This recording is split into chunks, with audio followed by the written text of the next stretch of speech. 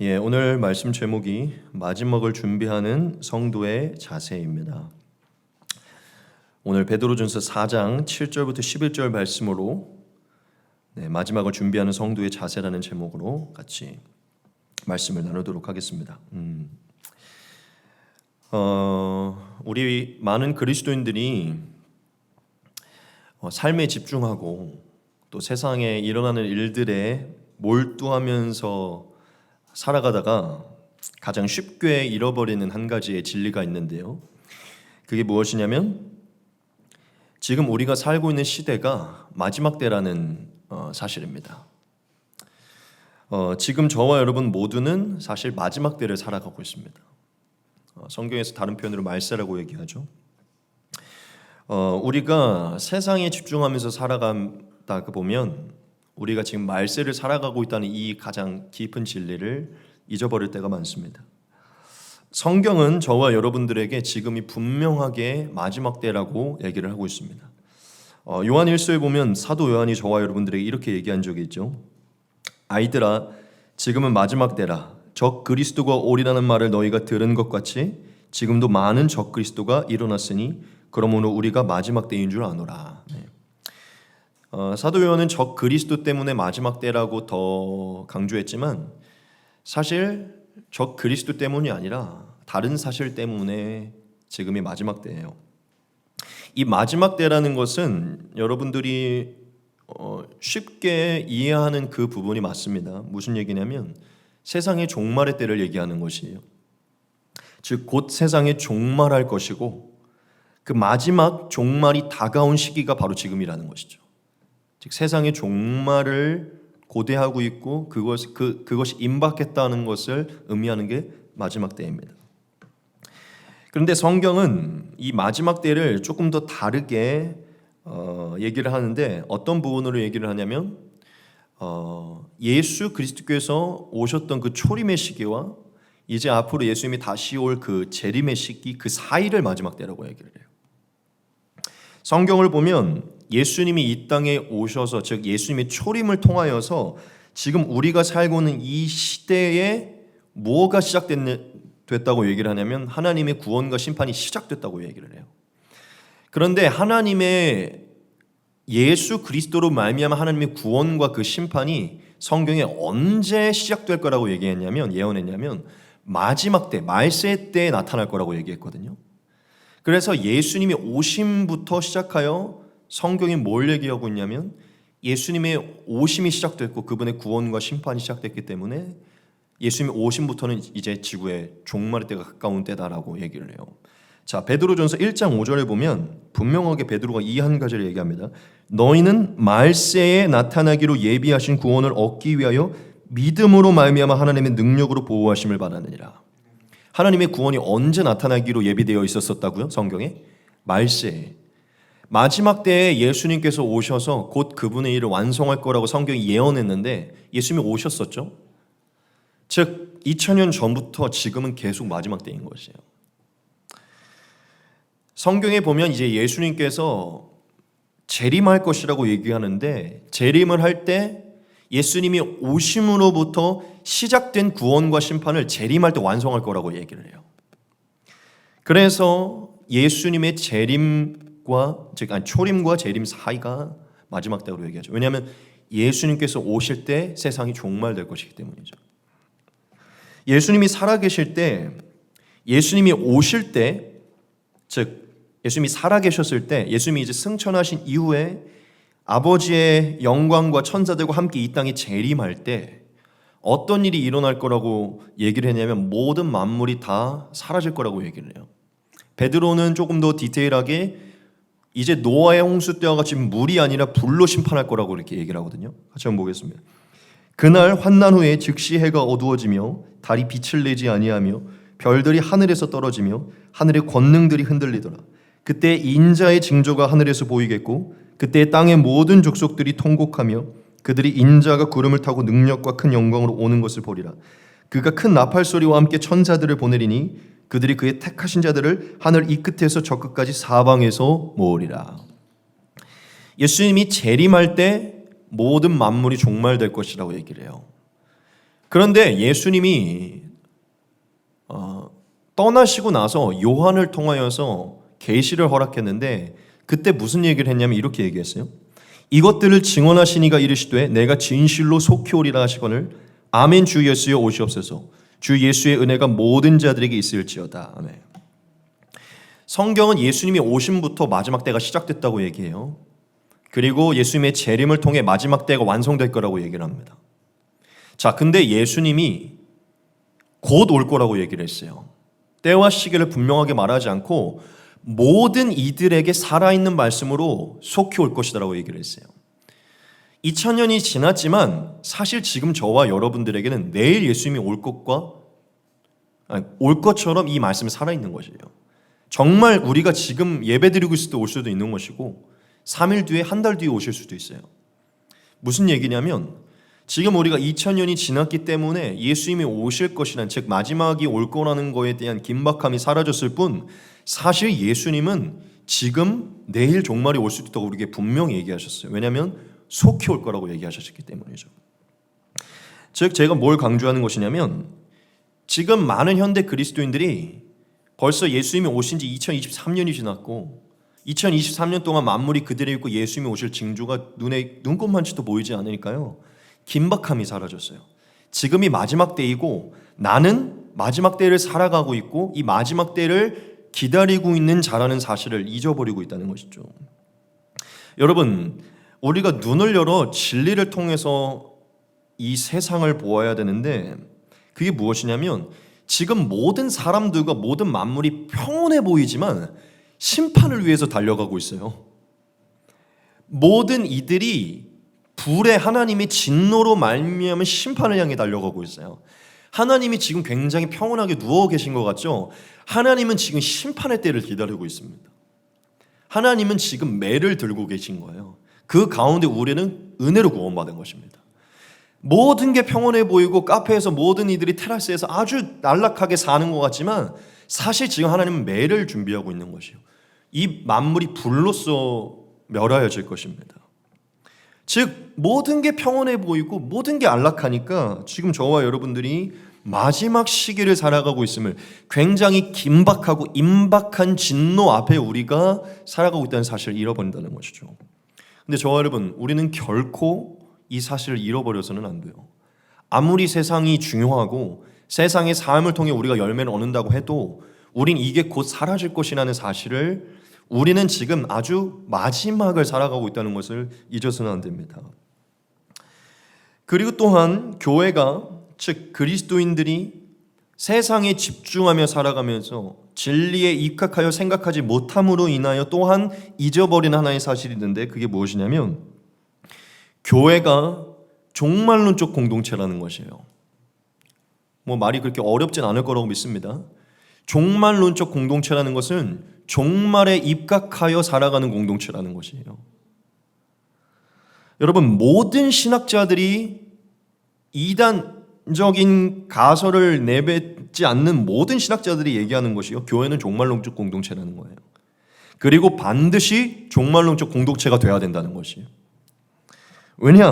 너무나 당연한 논리죠. 우리는 마지막 때를 살아가고 있고 이 교회는 내일 올지 모르는 예수님을 위해 준비하고 있는 자들이고 내일 올지 모르는 예수님의 과업을 완료하기 위해서 살아가는 자들이잖아요. 100% 종말론적인 공동체입니다. 그런데 지금 저와 여러분들 안에 뭐가 사라지고 있냐면 이 종말론적 공동체라는 의식이 사라지고 있어요. 여러분, 교회와 성도들 안에 나 자신과 우리 교회의 임무가, 우리의 위치가 종말론적 공동체라는 것을 이 의식이 사라지는 순간요, 교회는 반드시 무너지게 되어 있어요. 왠지 아십니까? 도무지 일할 생각을 안 해요. 긴박하게 충성할 생각을 하지 않습니다. 세워라 내워라 세상의 안목에 육신에 자신의 모든 안락함에 찌들어서요, 임박한 주님이 맡기신 사명에 충성을 다할 생각을 아무도 하지 않아요. 종말론적 공동체라는 의식이 사라지는 순간 교회는 일할 생각을 하지 않습니다. 크리스천들 세상 사람들보다 더 게으르게 살게 돼요. 저와 여러분, 우리는 반드시 종말론적 공동체임을 잊어서는 안 돼요. 성경의 모든 권면들은 종말론적 공동체임을 인식할 때 순종할 수 있는 것입니다. 우리는 그것을 기억해야 돼요. 그리고 마지막, 우리가 마지막 때인라는 것을 잊어버리고 종말론적 공동체라는 것을 잊어버림으로 인하여 또 있게 되는 사실이 있는데, 그게 무엇이냐면 모든 크리스찬들은 급진적인 삶을 살아야 된다는 것이에요. 급진적인 삶을 살아야 한다는 사실을 잃어버려요. 여러분, 이 급진적이라는 단어가 무슨 의미가 있냐면, 여러 가지 의미가 있지만 그 핵심적인 거에 뭐가 있냐면요, 목적이나 이상 따위를 급히 실현하고자 하는 것이에요. 이게 급진적인 거예요. 급진적인 단체, 급진적인 사람이다 이렇게 얘기하지만, 특정하게 그렇게 얘기하니까 그게 굉장히 이렇게 뭔가 특수하고 그런 사람들만 있는 것 같지만, 사실 교회는요, 급진적인 공동체고 급진적인 삶을 사는 사람들의 모임이에요. 여러분, 우리가 어쩔 수 없이 급진적인 삶이 될 수밖에 없는 것은요, 급진적인 게 뭐라 했죠? 목적과 이상을 실현하고자 하는 거예요. 저와 여러분들에게는 예수님의 목적과 이상을 실현해야 되는 사명이 맡겨진 자들입니다.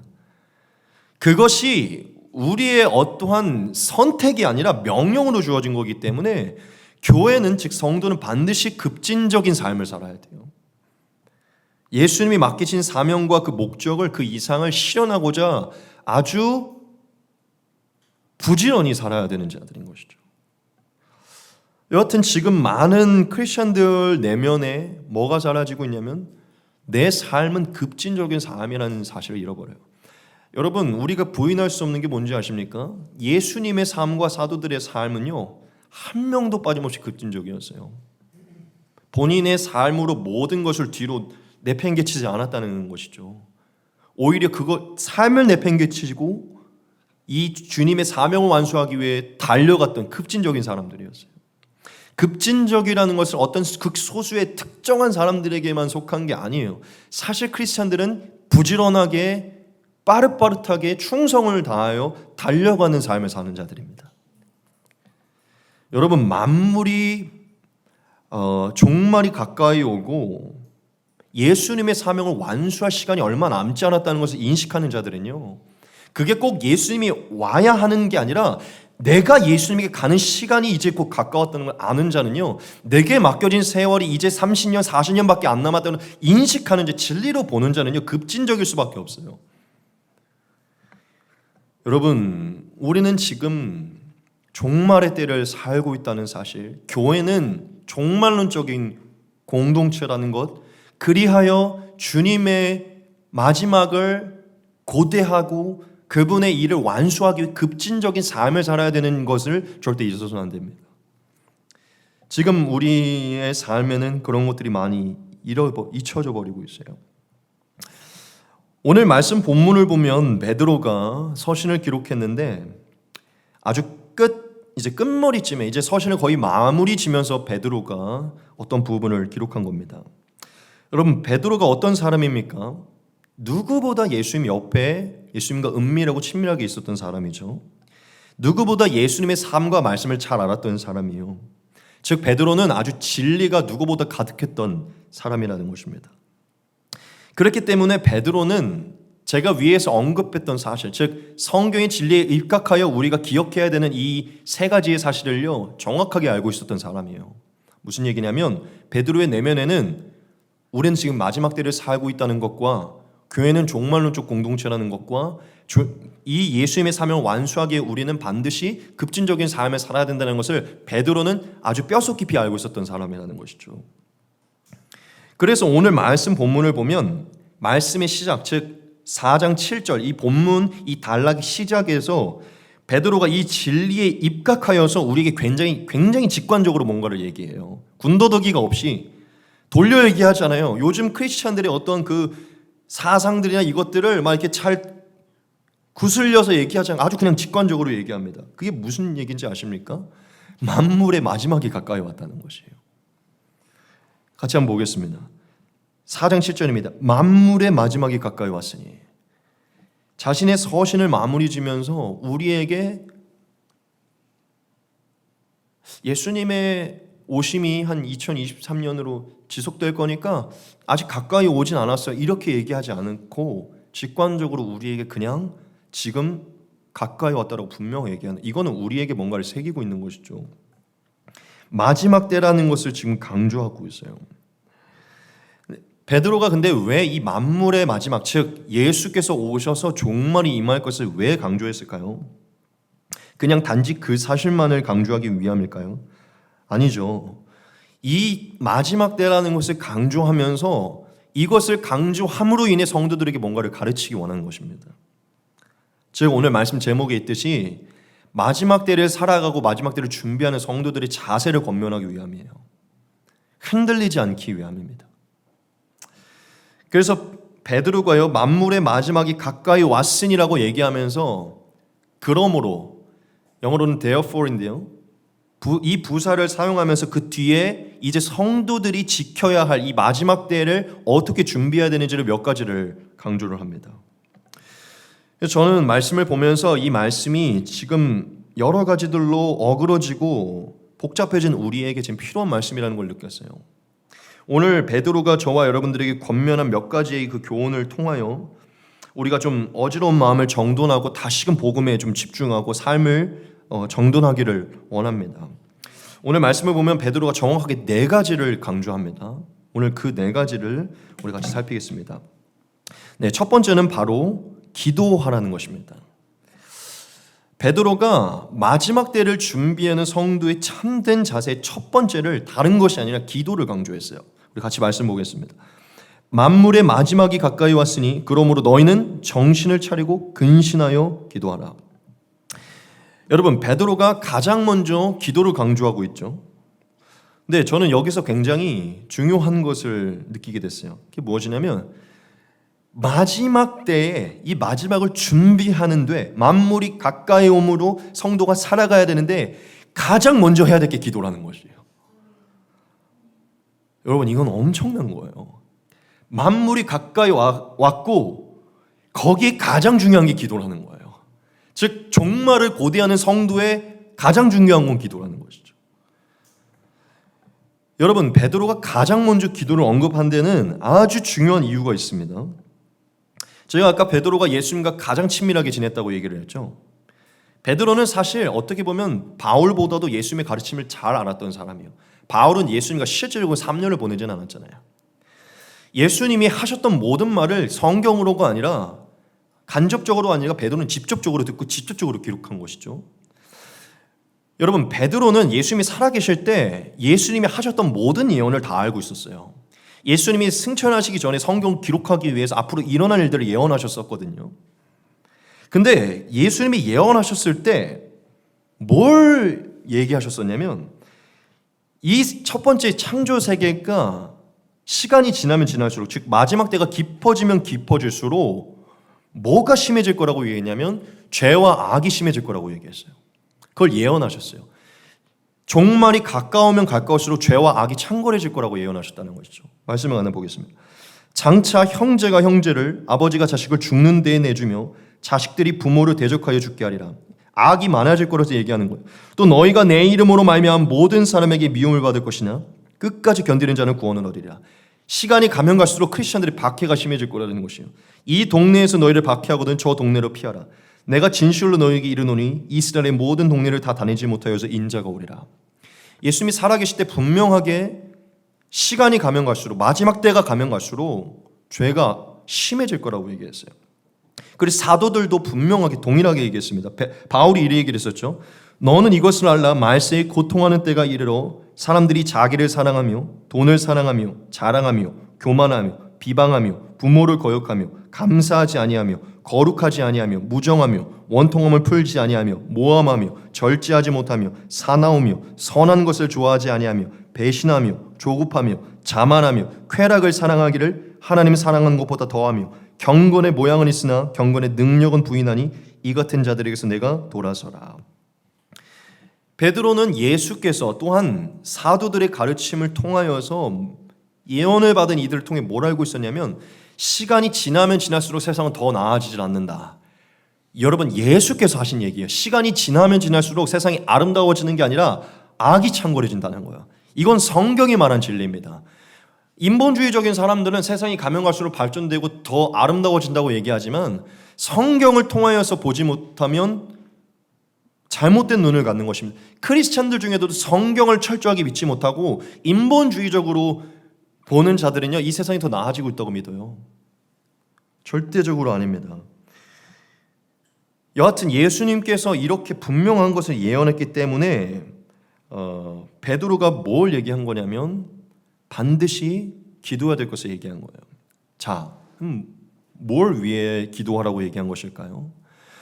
여러분, 죄와 악이 심해진다는 것은요, 단순히 사람의 의지로 심해지는 게 아니라 이제 사탄의 모든 관계와 모든 권세가 예수님의 오심으로 완전히 묶여버리게 될 거기 때문에 사탄이 시간이 가면 갈수록 더 발악하게 할 것을 얘기하는 것이에요. 예수님이 그걸 얘기하신 것이에요. 즉 시간이 가면 갈수록 사탄의 관계가 더 교활해지고 더 악해진다는 것이에요. 지금 우리의 삶이 예전보다 더 사탄의 유혹에 많이 넘어지고 있다는 것이에요. 그게 인스타든 페이스북이든 유튜브든 아주 사탄의 관계가 더 교활해져서 우리가 분별하지 못할 만큼 지금 죄가 창궐해지고 있다는 것이에요. 얼마 전에 또 서현역에 칼부림 또 났죠. 여러분, 살인은 이제 말할 것도 없고 마약이나 모든 중독이 지금 가면 갈수록 창궐해지고 있고, 사실 우리가 보고 있는 모든 미디어는 이전과 비교할 수 없도록 음란해졌어요.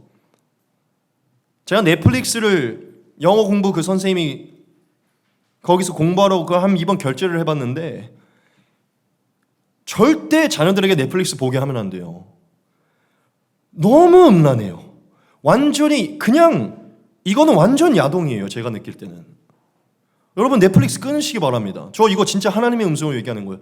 그냥 거기에 들어가는 순간 음란한 게 보여요. 그 제목부터가 이상하다고요.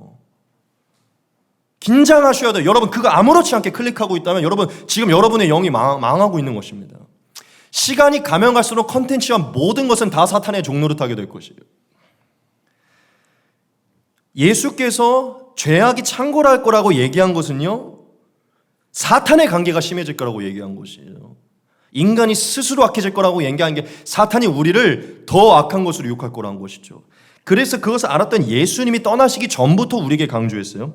너희는 스스로 조심하라. 그렇지 않으면 방탕함과 술 취함과 생활의 염려로 마음이 둔하여지고 뜻밖의 그날이 덫과 같이 너희에게 임하리니 이날은 온 지구상에 거하는 모든 사람에게 임하리라. 이러므로 너희는 장차 올 모든 이 일을 능히 피하고 인자 앞에서도 항상 기도하며 깨어있으라 하시니라. 마가복음 14장에도 얘기하죠. 시험이 들지 않게 깨어있어 기도하라. 마음에는 원이로되 육신이 약하도다. 예수님은 죄악이 창궐해질 것을 너무나 분명히 알았기 때문에 인간이 사탄의 유혹으로 말미암아 생활의 염려와 방탕함과 술 취함으로 계속해서 이 죄악에 더 무너질 것을 아셨기 때문에 기도하라고 한 거예요. 이 가르침을 누가 바로 옆에서 들었고 가면 갈수록 더 깊이 기도하신 삶을 누가 옆에서 본 것이죠? 베드로가 본 것이죠. 베드로는 군더더기 없이 모든 크리스찬들에게 얘기합니다. 기도밖에는 마지막 때를 준비하는 절대적인 태도가 없다. 기도밖에는 답이 없다는 것이에요. 그래서 베드로가 다른 것을 다 내려놓고 마지막 때가 가까이 왔을 때 반드시 깨어 기도해야 된다는 것이에요. 여러분, 우리가 기도하지 않으면 절대 사탄의 관계에 벗어날 수 없습니다. 기도하지 않으면 절대로 사탄을 분별할 수 없어요. 넷플릭스, 유튜브 어떤 것도 분별할 수 없어요. 100% 클릭하고 있을 것입니다. 여러분, 우리가 기억해야 돼요.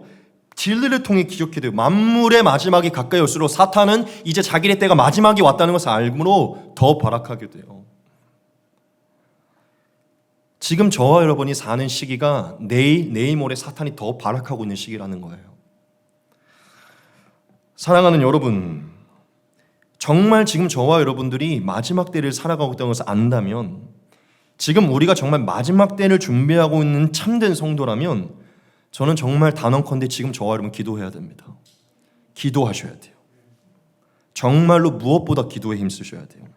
지금 저와 여러분의 신앙의 연수가 늘어나면 늘어날수록, 주님이 오실 날이 다가오면 다가올수록, 저와 여러분이 주님께 가는 시간이 다가오면 다가올수록 기도의 시간과 깊이가 더 늘어나고 깊어져야 돼요.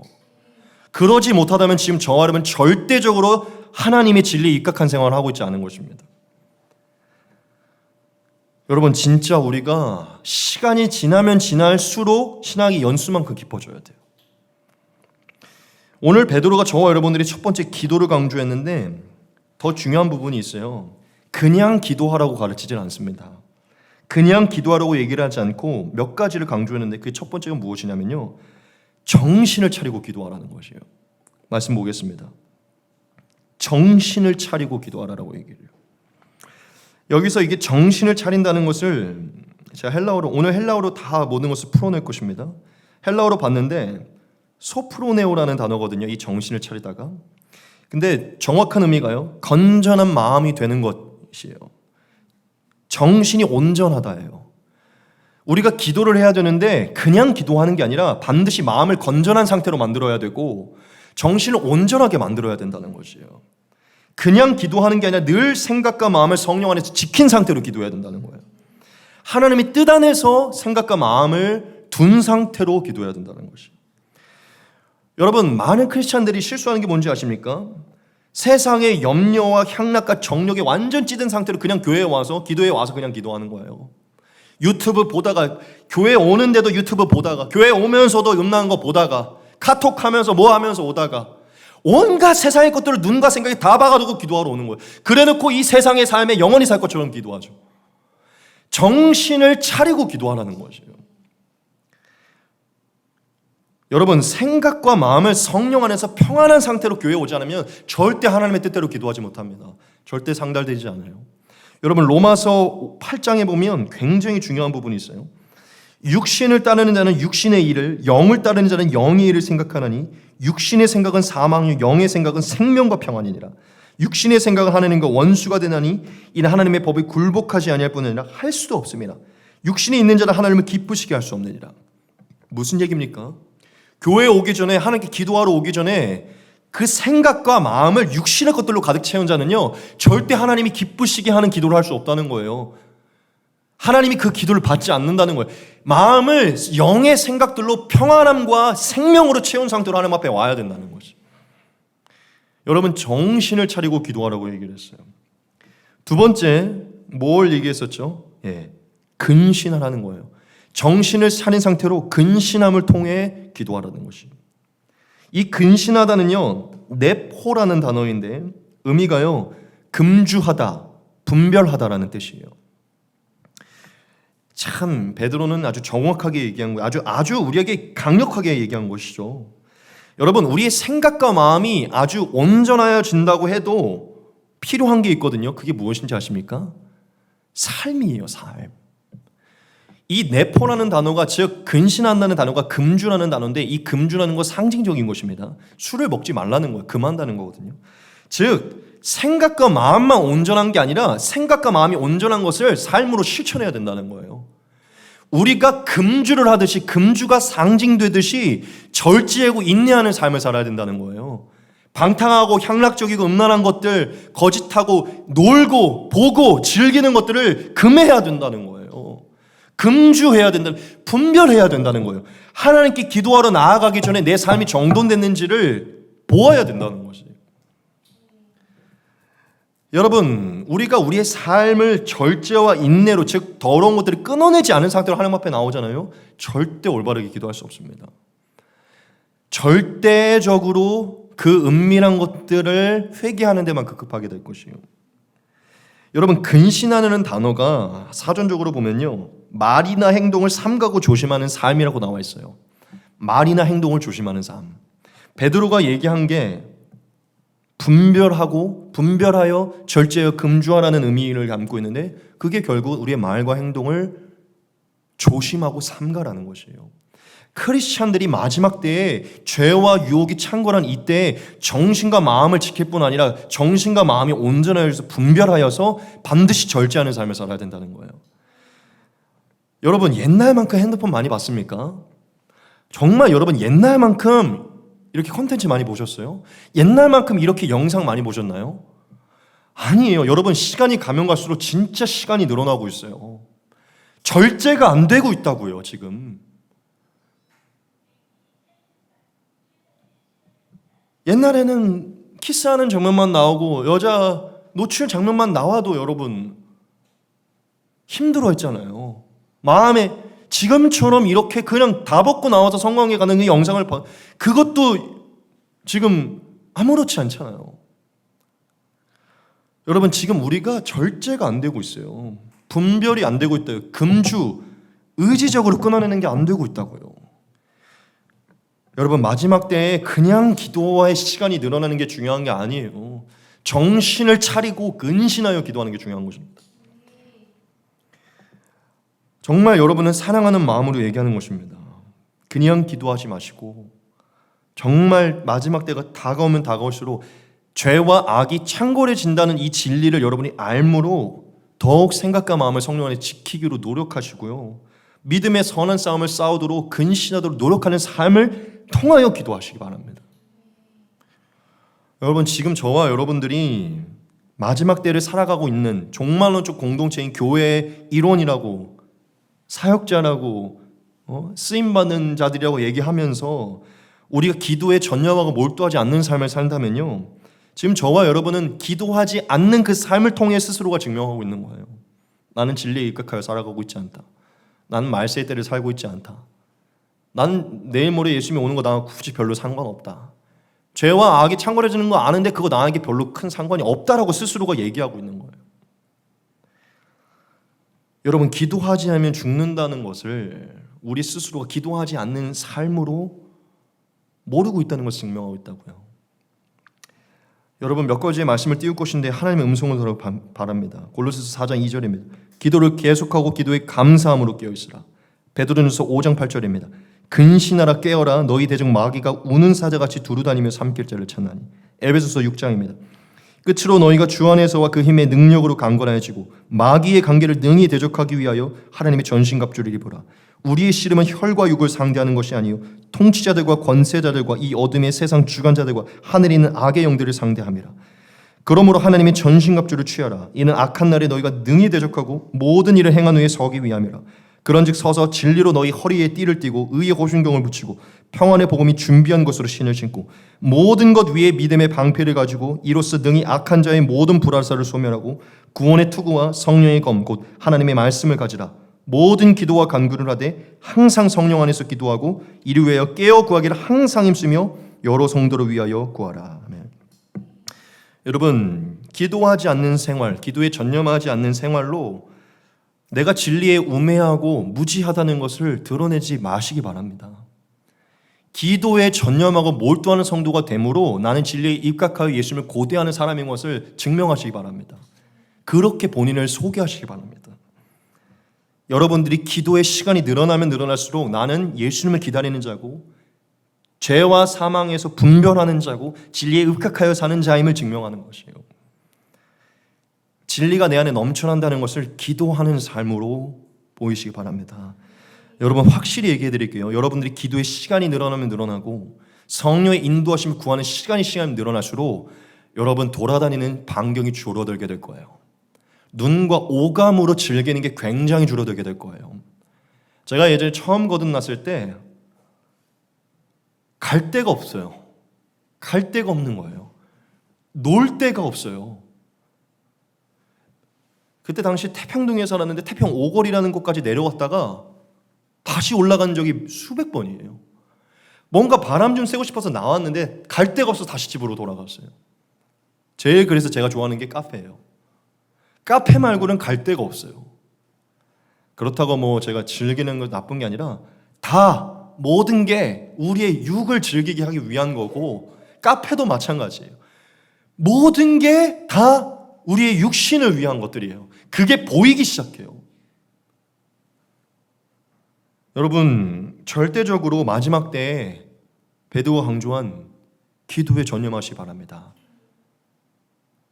정말 마지막 때를 준비하는 성도의 가장 참된 자세는요, 기도예요. 반드시 기도하시기 바랍니다. 둘째입니다. 같이 한번 읽겠습니다. 시작. 서로 사랑하라입니다.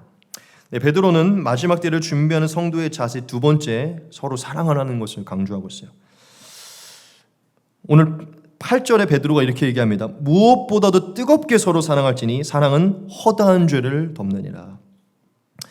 베드로가 우리가 모든 죄와 악에서 분별하여 근신할 수 있도록 그 힘을 얻을 수 있도록 기도를 먼저 강조했고요. 그 기도를 한 뒤에 그 다음에 무엇보다도라는 수식어를 통해 또 한 가지를 가장 기도 이후에 그 기도함을 통하여 행해야 되는 가장 중요한 것을 얘기하죠.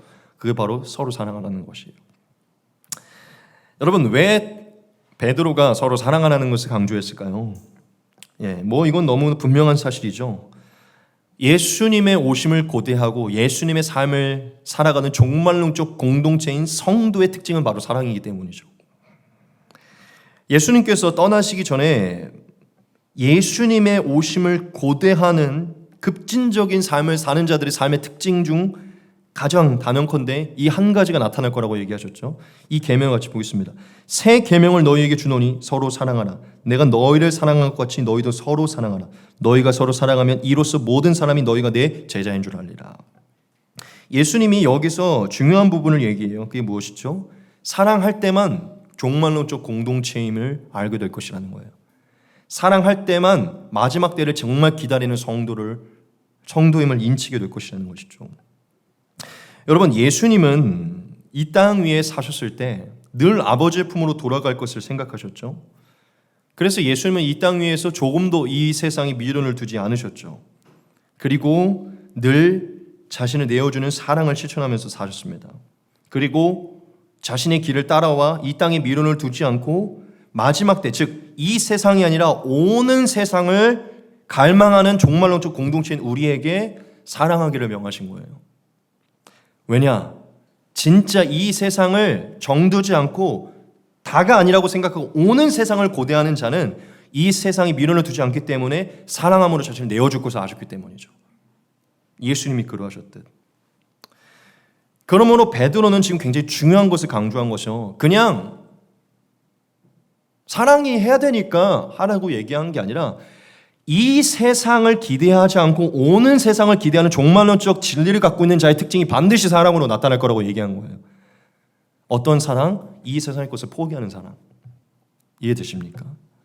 사랑하지 않으면 절대적으로 오는 세상을 고대하지 않게 될 것이라는 것을 말한 것이죠.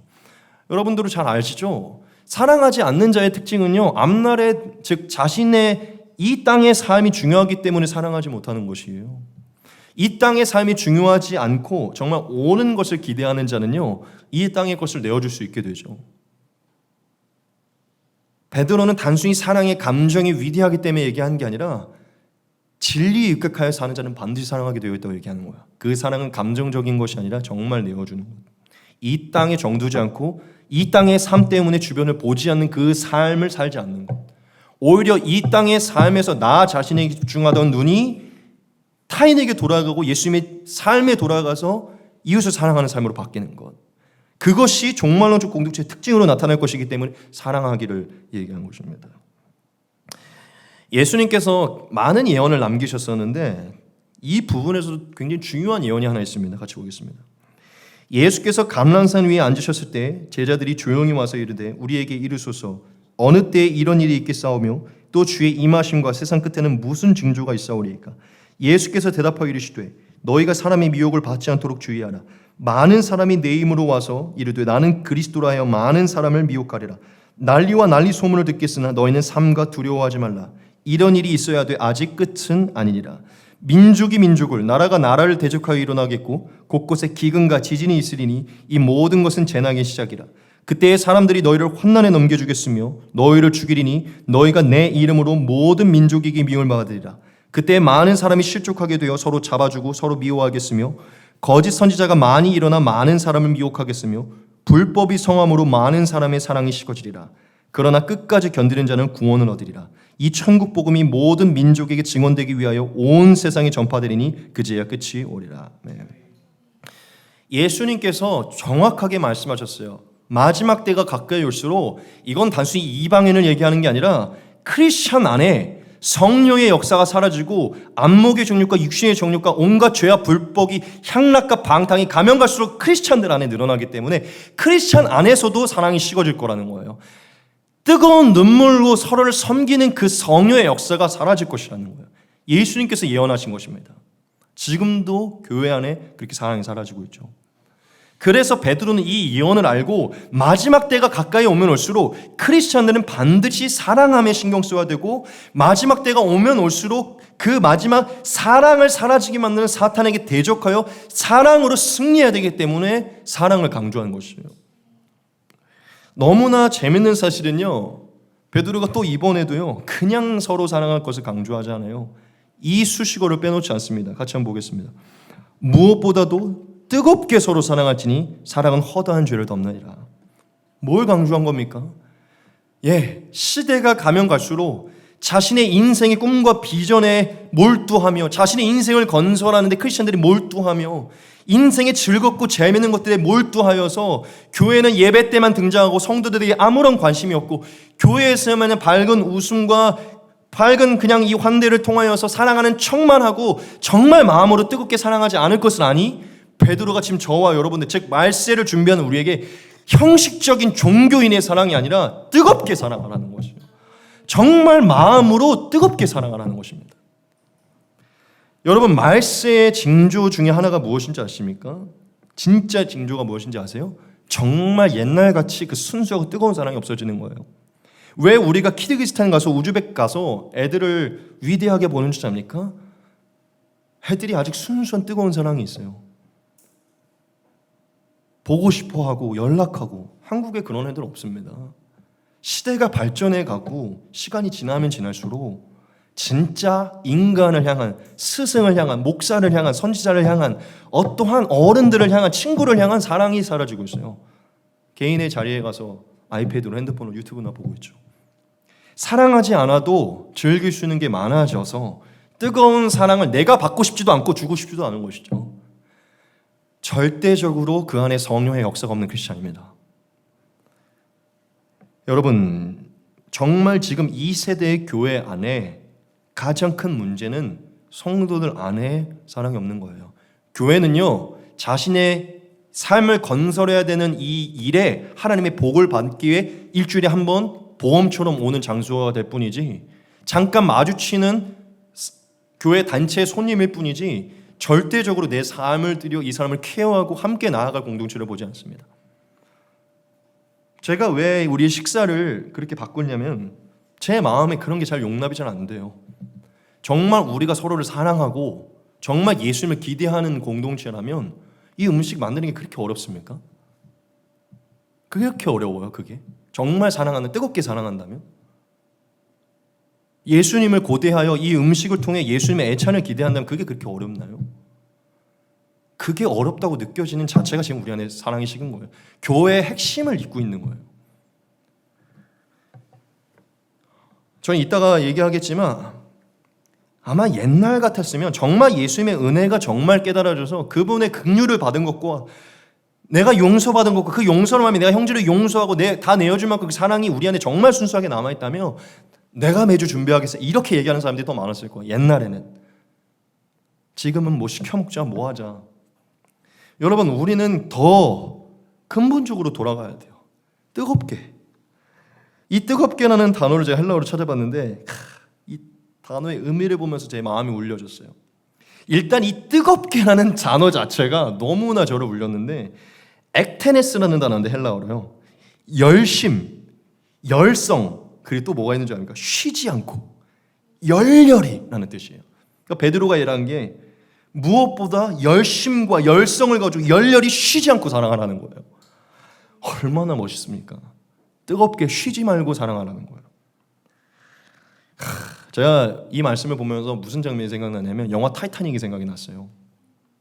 영화 타이타닉을 제가 워낙 좋아하는데 타이타닉 보면 마지막 그 배가 갈라지는 순간까지도 그 둘이 열렬히 사랑하거든요. 쉬지 않고 사랑해요. 마지막이 다가옴을 알면 알수록, 우리가 죽을 수도 있다는 이걸 알면 알수록 더 쉬지 않고 사랑하고 있어요. 베드로가 원하는 모습이 마치 그런 거 아닐까요? 그건 남녀의 감정적인 사랑이겠지만 우리의 사랑은 더 고상하잖아요.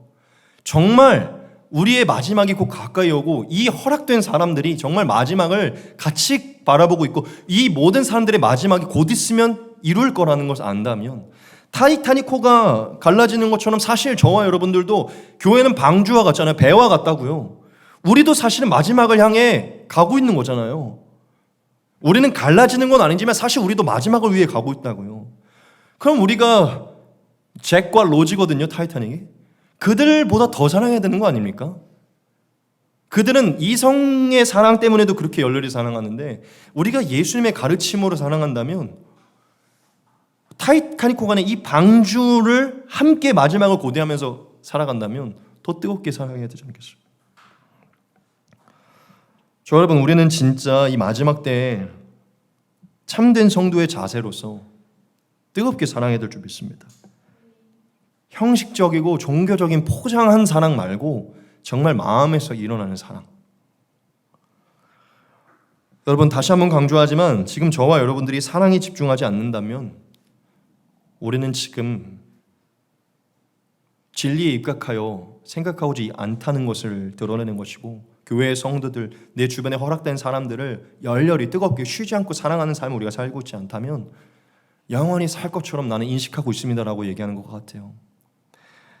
여러분, 제가 질문 하나 던져볼게요.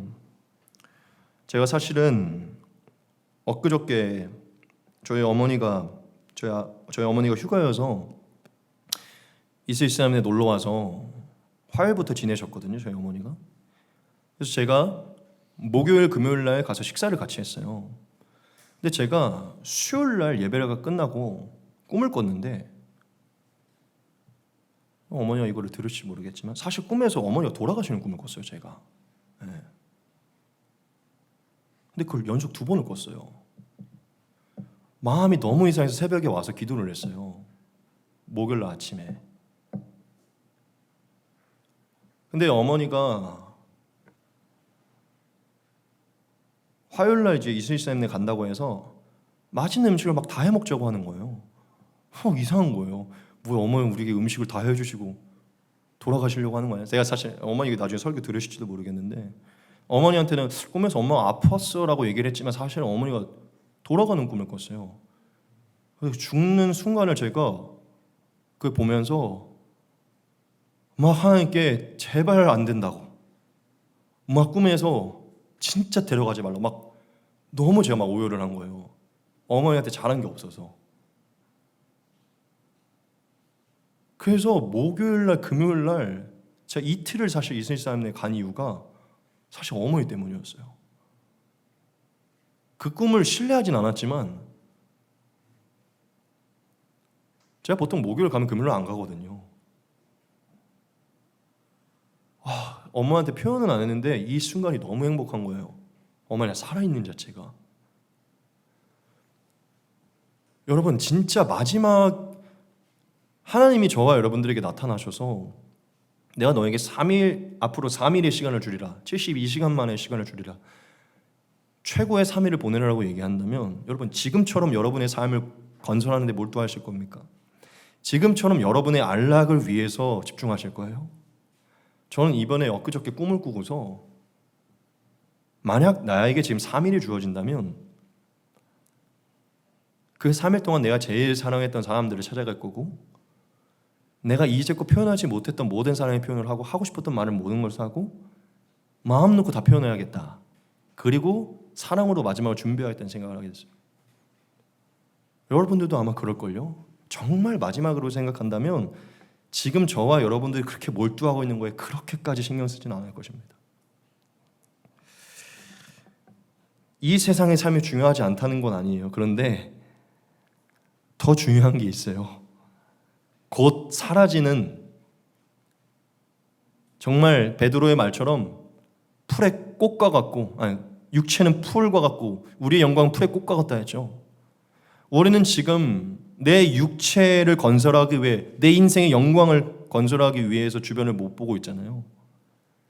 근데 여러분, 풀은 마르고 꽃은 시들고, 지금 우리가 뜨겁게 사랑하지 못하는 이유는 사실 나 자신에게 집중하고 있기 때문이거든요.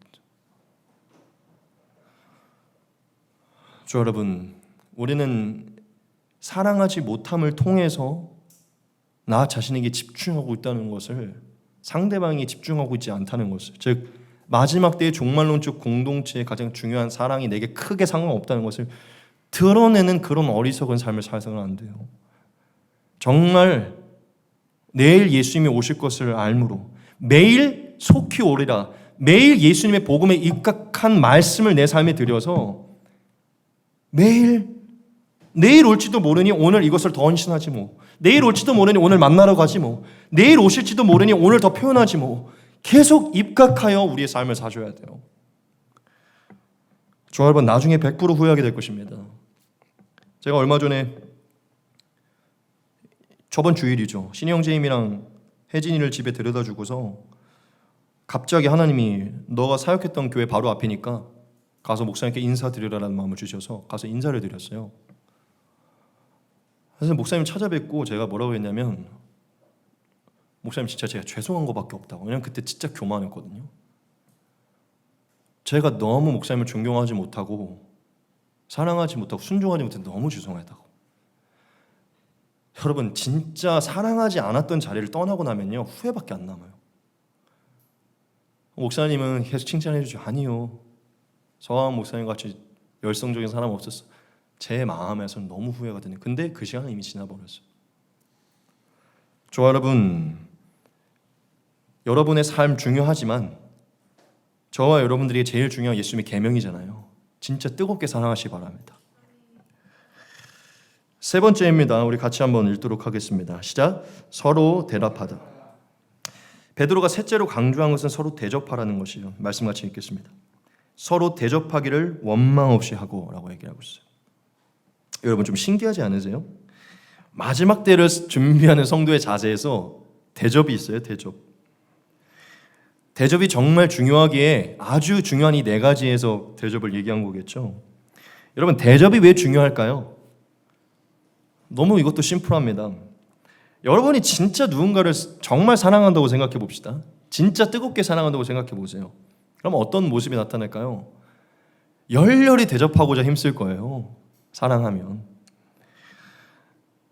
그러니 대접은 사랑과 뗄래야 뗄 수가 없기 때문에 대접하라고 얘기한 겁니다. 여러분 이 대접이라는 단어를 조금 성경의 다른 표현으로 얘기할 수 있는데요. 섬김, 헌신, 희생입니다. 이 대접이라는 단어 안에는 섬김과 헌신과 희생이 다 들어있어요. 대접하라고 얘기한 것은 결과적으로 베드로가 이 마지막 때가 가까이 왔으니 더 서로를 위해 헌신하고 섬기고 희생하라는 것이에요. 여러분 예수님께서 살아계실 때 이 대접에 관하여 정말 아주 뼛속 깊이 새길 만한 엄청난 계명을 주신 적이 있거든요. 이거 같이 한번 읽어보겠습니다. 시작. 그러므로 무엇이든지 남에게 대접을 받고자 하는 대로 너희도 남을 대접하라. 이것이 율법이요 선지자니라. 아멘. 엄청난 말씀이죠. 모든 율법의 가르침과 선지자의 글과 참된 선지자는 딱 하나밖에 없다는 거예요. 어렵게 생각하지 말라. 네가 대접을 받고 싶은 대로 남을 대접하는 게 모든 율법의 가르침이라는 거예요. 근데 예수님이 또 다르게 표현한 적이 있어요. 그게 무엇인지 아십니까? 네 이웃을 네 자신같이 사랑하는 게 모든 율법의 완성이고 모든 선지자의 가르침이라고 얘기한 적이 있거든요. 그런데 또 여기서 무슨 얘기하시죠? 모든 율법과 선지자의 가르침이 대접하는 것이라는 거예요. 네가 대접받고 싶은 대로. 자, 그럼 이게 뭘 얘기합니까? 모든 율법과 선지자의 가르침이 사랑인데 이 사랑은 결국 대접받고 싶은 대로 대접하는 것이라는 거예요. 네 자신이 원하는 대로 상대방에게 해야 된다는 것이죠. 그러므로 이 대접이라는 것은요, 여러분 단순히 식사에 돈을 지불하는 것과 설거지를 대신해 주는 개념이 아니에요. 이건 정말 우리가 뜨겁게 사랑함으로 뜨겁게 누군가에게 헌신하는 개념을 얘기하는 것입니다. 여러분 요한이 얘기하죠. 사랑은 단순히 말뿐이고 생각이나 감정이 아니라고 얘기해요. 사랑은 반드시 행위로 나타납니다. 자녀들아 우리가 말과 혀로만 사랑하지 말고 행함과 진실함으로 하자. 예수님께서 살아계실 때 저와 여러분들에게 자신을 내어주라고 은유적으로 가르치신 한 말씀이 있죠. 같이 보겠습니다. 너희 중에는 그렇지 않아야 하나니 너희 중에 누구든지 크고자 하는 자는 너희를 섬기는 자가 되고 너희 중에 누구든지 으뜸이 되고자 하는 자는 너희의 종이 되어야 하리라. 인자가 온 것은 섬김을 받으려 함이 아니라 도리어 섬기려 하고 자기 목숨을 많은 사람의 대속물로 주려 함이니라. 대접이라는 의미의 근본적인 것은 바로 예수님의 이 섬김의 자세입니다. 즉 예수님이 이 땅 위에 오셔서 우리에게 어떤 대접을 해준 줄 아세요? 온몸을 내어주는 대접을 하신 거예요. 지금 이해되십니까? 대접은 단순히 8,500원짜리 밥을 사주는 게 아니에요. 그것도 대접이라고 할 수 있지만 진짜 예수님이 말씀하신 대접은 뜨겁게 사랑함으로 온몸을 내어줄 만큼 섬기라는 것이에요. 여러분 용납되십니까? 마지막 때라고 믿는다면 절대적으로 용납될 거예요. 3일 뒤에 여러분들이 예수님을 만나게 된다고 믿는다면, 여러분에게 남은 40년을 3일처럼 여기신다면, 4일처럼 여기신다면 100% 여러분 온몸을 내어주는 대접을 하게 될 것입니다. 그게 그렇게까지 어렵지 않은 거예요. 왜 우리가 그걸 하지 못하느냐? 예수님 오실 날이 너무나 멀게 느껴. 내게 아직 성공하고 내 자아를 실현하고 내 꿈을 이룰 수 있고 내 삶을 건설할 수 있는 시간이 너무나 가능성이 많게 생각하기 때문이죠. 대접은 이후에도, 노후에도, 이걸 성공한 뒤에도 할 수 있다고 생각하죠. 여러분, 아까 제가 얘기했죠. 5년 전에 사역했던 곳이거든요. 아니죠. 벌써 7년 전에 사역했던 장소인데 다시 그곳에서 사랑을 할 수 있는 기회는 없어요. 가서 미안했다고 말하는 것밖에 없어요. 여러분, 진짜 우리가 예수님이 가르쳐 주신 대로 대접을 생각하면 예수님은 정말 우리에게 본인이 받고 싶은 대로 우리를 대접하셨죠. 예수님은 우리에게 그렇게 받고 싶지도 않으실 것 같아요. 그냥 받고 싶지 않은지 더 해주셨겠죠. 저와 여러분, 정말 우리는 이 마지막 때가 가까이 올수록 이 대접하는 것을 기뻐하셔야 돼요. 즐거워해야 돼요. 그러므로 저는 이 대접에서 우리가 이 세 가지를 좀 디테일하게 적용해야 된다고 믿습니다. 부담 갖지 마십시오. 저의 가르침이 아니라 성경의 가르침입니다. 우리가 대접을 하기 원할 때, 즉 마지막 때임을 알므로 교회를 위해, 성도들을 위해, 주를 위해 대접해야 되는 것을 알므로 우리가 첫 번째로 해야 되는 게 무엇이냐면 진실로 저와 여러분들의 소유를 교회와 성도와 주님을 위해 나누는 것이에요. 그게 대접입니다. 우리 말씀 두 가지 보겠습니다. 사람마다 두려워하는 듯 사도들로 말미암아 기사와 표적이 많이 나타나니 믿는 사람이 다 함께 있어 모든 물건을 서로 통용하고 또 재산과 소유를 팔아 각 사람의 필요를 따라 나누어주며 날마다 마음을 같이하여 성전에 모이기를 힘쓰고 집에서 떡을 떼며 기쁨과 순전한 마음으로 음식을 먹고 하나님을 찬미하며 또 온 백성에게 칭송을 받으니 주께서 구원받는 사람을 날마다 더하게 하시니라. 사도행전 4장입니다. 믿는 무리가 한 마음과 한 뜻이 되어 모든 물건을 서로 통용하고 자기 재물을 조금이라도 자기 것이 하는 이가 하나도 없더라. 사도들이 큰 권능으로 주 예수의 부활을 증언하니 무리가 큰 은혜를 받아 그 중에 가난한 사람이 없으니 이는 밭과 집 있는 자는 팔아 그 판 것을 값을 가져다가 사도들의 발 앞에 두매 그들이 각 사람의 필요를 따라 나누어 줍니다. 구브로에서 난 레위족 사람이 있으니 이름은 요셉이라. 사도들이 일컬어 바나바라 번역하면 위로의 아들이라 하니 그가 밭이 있음에 팔아 그 값을 가지고 사도들이 발 앞에 두니라. 로마서 12장 13절입니다. 성도들의 쓸 것을 공급하며 손대접하기를 힘쓰라. 첫째, 저와 여러분이 갖고 있는 소유를 나누셔야 돼요.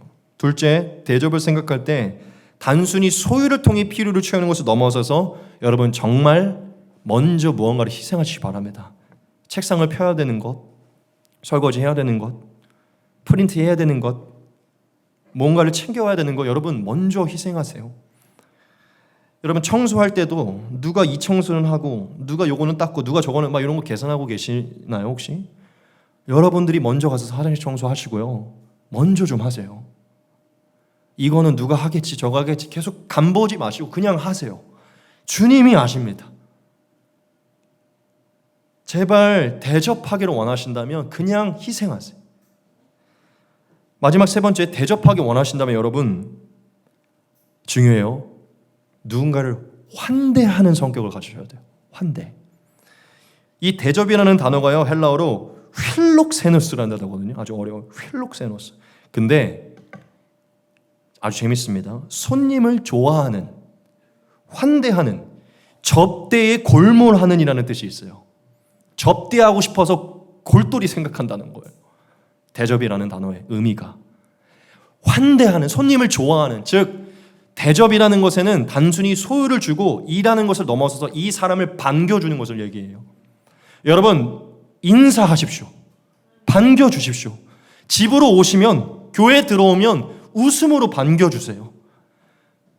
나를 좋아하지도 않고 반겨주지도 않는데 그냥 해야 되니까 하는 것들 아무런 쓸모없어요.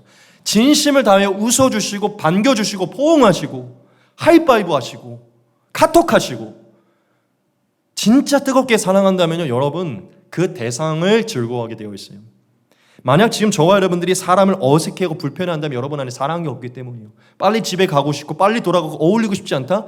여러분 아무리 여러분이 여기서 사역을 하고 뭘 한다고 해도 여러분 안에 사랑이 없음을, 대접하고 싶은 마음이 없음을 알 수 있어요. 입장을 바꿔놓고 생각합시다. 여러분이 여기 앉으니 같이 말 섞기도 싫어서 내가 맨날 가봐요. 여러분 그런 대접을 받고 싶습니까? 근데 왜 여러분은 그렇게 하세요? 말 섞고 싶지 않아서 내가 맨날 그냥 거칠로 인사하고 빨리 도망가고 싶어해. 그런 대접을 받고 싶으세요? 불편해하고? 왜 여러분들은 사람을 불편해하십니까? 왜 같이 있는 걸 불편해하세요? 환대하시기 바랍니다. 받고 싶은 대로 하는 게 대접인 거예요. 여러분 정말 대접하기를 힘쓰십시오. 히브리서에 정말 중요한 말씀이 있습니다. 형제 사랑하기를 계속하고 손님 대접하기를 잊지 말라. 이로써 부주 중에 천사를 대접한 이들이 있느니라. 할렐루야. 단순히 교회 성도를 넘어서서 이방인들까지도 환대하십시오. 대접하십시오. 하나님이 보낸 천사일 수도 있다는 거예요. 아브라함이 그렇게 됐잖아요. 3명의 사람을 선대했다가 이삭의 선물을 받게 됐어요. 할렐루야. 이 모든 이방인, 꺼리는 사람들, 냄새나고 더러워 보이는 사람들까지 환대하시기 바랍니다. 하나님이 보낸 천사일 수도 있고 그게 여러분의 축복의 통로일 수도 있어요. 할렐루야. 진짜 마지막입니다. 빨리 전하겠습니다. 같이 읽겠습니다. 시작. 서로 봉사하라. 마지막 때를 준비하는 성도의 자세가 봉사라고 얘기해요. 말씀에 이렇게 나옵니다. 베드로전서 4장 10절입니다. 각각 은사를 받은 대로 하나님의 여러 가지 은혜를 맡은 선한 청지같이 서로 봉사하라. 이 봉사는요, 헬라어로 디아코네오라는 단어입니다. 뜻은요, 어떤 것에 수행원이 된다, 시중을 들다, 집사가 되다, 집사의 일을 보다, 관리하고 섬기다, 이런 뜻이 있어요. 여러분, 이 봉사라는 단어에도 헌신, 섬김, 희생이라는 게 담겨져 있죠. 이 봉사도 사랑이 기반을 둔 행위인 것입니다. 그런데 이 봉사에는 조금 더 이 대접과는 다른 포인트가 있어요. 그게 무엇이냐면 하나님께서 더욱 특별하게 허락한 일을 가지고 봉사하는 것을 얘기해요. 그래서 베드로가 정확하게 얘기하죠. 무엇을 통해서 봉사하라고? 같이 볼까요? 이거 같이 한번 읽겠습니다. 시작. 각각 은사를 받은 대로 하나님의 여러 가지 은혜를 맡은 선한 청지기같이 서로 봉사하라. 예. 대접과 조금 다른 포인트는 무엇이냐면 대접은 진실로 우리의 온몸으로 섬기는 것을 얘기하고 이 봉사는요 정말 하나님이 각자에게 은사를 주신 대로 교회와 세상을 위해 섬기는 즉 섬김의 사역을 얘기합니다. 여러분 베드로는 마지막으로 저와 여러분들에게 봉사를 강조했어요. 무슨 얘기입니까? 예. 마지막 때가 가까이 왔으니 주님의 과업을 완수할 때가 가까이 왔으니 충성스럽게 일하라는 것이에요. 저와 여러분들에게 허락된 은사를 가지고 사랑을 기반으로 두어 열심히 일하라는 것입니다.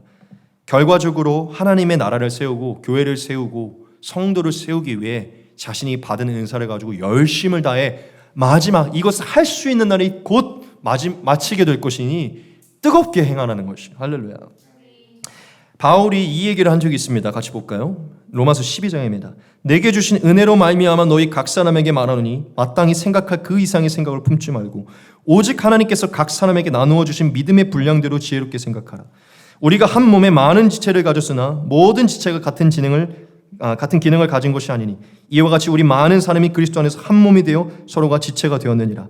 우리에게 주신 은혜대로 받은 은사가 각각 다르니 혹 예언이면 믿음의 분수대로 혹 섬기는 일이면 섬기는 일로 혹 가르치는 자면 가르치는 일로 혹 위로하는 자면 위로하는 일로 구제하는 자는 성실함으로 다스리는 자는 부지런함으로 긍휼을 베푸는 자는 즐거움으로 할 것이니라.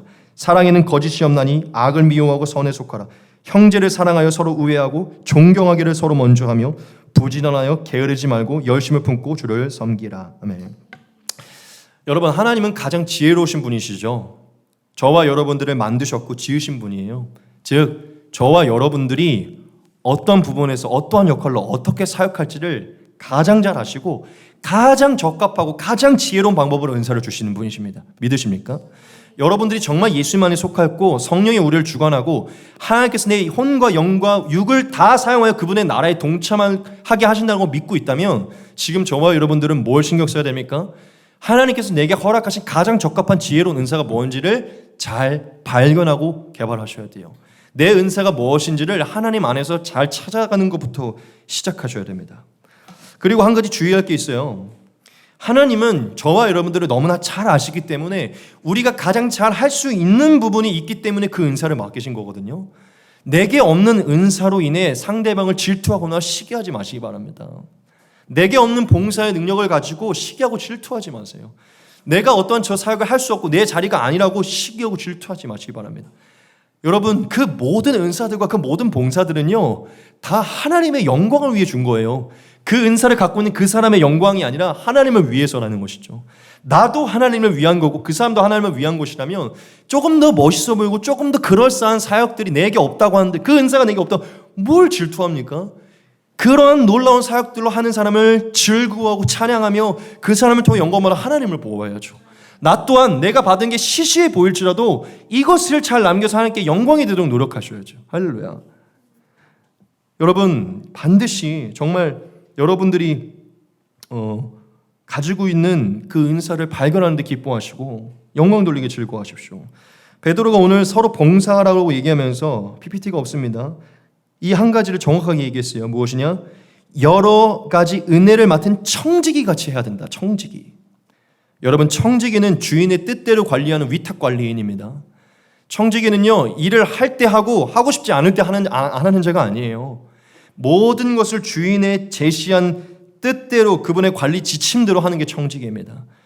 정확하게 계속해서 수식어를 듣죠. 청지기같이 봉사하라는 거예요. 여러분, 기분 내킬 때 교회 나오고 기분 내킬 때 사역하고 기분 내킬 때 뭐 하고 하는 게 아니라 마지막 때라는 것을 알고 열심히 청지기같이 힘들어도 주님이 맡기신 것을 힘들어도 내려놓고 싶어도 이 마지막 때를 고대하면서 열심히 일하셔야 돼요. 할렐루야. 그러므로 마지막으로 베드로가 이 한 가지를 얘기합니다. 이건 같이 읽겠습니다. 시작. 만일 누가 말하려면 하나님의 말씀을 하는 것 같이 하고 누가 봉사하려면 하나님이 공급하시는 힘으로 하는 것 같이 하라. 이는 범사에 예수 그리스도로 말미암아 하나님의 영광을 받으시게 하려 함이니 그에게 영광과 권능이 세세 무궁하도록 있느니라. 아멘. 우리에게 허락하신 은사는 주인 것이니 우리는 청지기이니 마치 내 돈을 갖고 일하는 것처럼 생색내지 말고 자만하지 말고 내가 뭔가 그럴싸 누구보다 이렇게 하지 말라는 거예요. 뭐든지 이 은사는 하나님의 영광을 위한 것이니 말을 할 것이라면 인도를 할 것이라면 말씀을 전할 것이라면 청수를 할 것이라면 다 하나님이 받은 은사 때문에 봉사하는 것처럼 하라는 것이에요. 이 은사를 통해 영광 받으시는 분이 하나님이시라는 것이죠. 할렐루야. 여러분, 마지막 때를 준비하는 성도의 자세의 마지막은요, 봉사하는 것이에요. 여러분, 말씀을 마치겠습니다. 저와 여러분, 우리가 오늘 조금 다시 성경에 집중합시다. 진리에 집중하자는 거예요. 너무 바쁘고 정신없고 휘황찬란한 세상에서 벗어나서 정말 우리를 위해 기록한 이 말씀에 집중하자는 거예요. 여러분, 세상을 즐겁게 행복하게 살아가실 때 늘 깨어있으시기 바랍니다. 곧 예수님 오신다. 내가 예수님 만날 날 가까이 오고 이 세상, 내가 아주 집중하고 그 정대로 건설하려고 하는 내 영광을 구하려고 이 세상 곧 없어진다. 여러분, 이거 곧 없어진다고 생각하면 거기에 목숨 걸 거예요? PC방 시간 곧 끝난다고 생각하면 곧 꺼질 건데 거기에 그렇게까지 여러분 집중할 거예요? PC방 시간이 무제한이라고 한다면 게임에 집중하겠죠. 곧 5분 남았습니다라고 뜨면 아이 뭐야 말잖아요. 저 여러분, 정말 우리가 다시 좀 제발 제 얘기를 흘려 듣지 마시고 뭐 만물 가까이 왔지 중요하지 이렇게 듣지 마시고 정말 하나님의 음성으로 들으셔서 기도에 몰두하시기 바랍니다. 정말 뜨겁게 살아갑시다. 그리고 대접하고 봉사하는 데 힘쓰시다. 오늘 이후로 완전히 변화된 우리가 되기를 소원합니다. 그런 바실레아 교회 성도들 되는 저와 여러분들이 주님을 축복합니다.